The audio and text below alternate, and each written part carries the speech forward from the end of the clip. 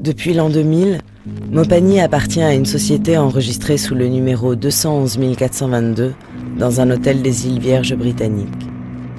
Un paravent qui cache le leader mondial du commerce de matières premières, le Suisse Glencore.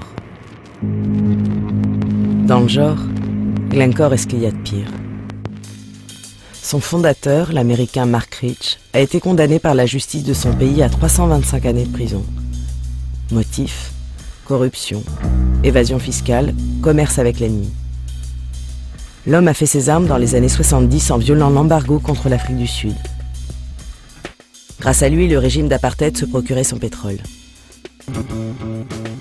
Admiratif, l'Iran de Khomeini lui a confié l'organisation d'un gigantesque trafic, pétrole contre armes, alors que les ayatollahs détiennent des dizaines de ses compatriotes en otage. Traqué par le FBI, Mark Rich se réfugie en Suisse. Là, ses délits ne méritent pas l'extradition, au contraire, on lui offre la nationalité pour qu'il installe sa société à Zoug, charmant canton rural. Zoug est devenu depuis la plaque tournante du commerce mondial de matières premières.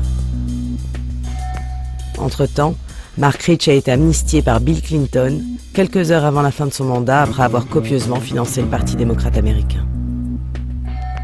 En France, on connaît bien Glencore. Le géant suisse possédait le fameux groupe Metal Europe, dont il a organisé la faillite frauduleuse en 2003. La plus grosse fonderie de plomb d'Europe fut fermée du jour au lendemain, laissant sur le carreau 823 salariés. L'occupation de l'usine permit la découverte de très graves pollutions au plomb dans toute la région. C'est pour Glencore que Jacques Chirac inventa l'expression « patron voyou ».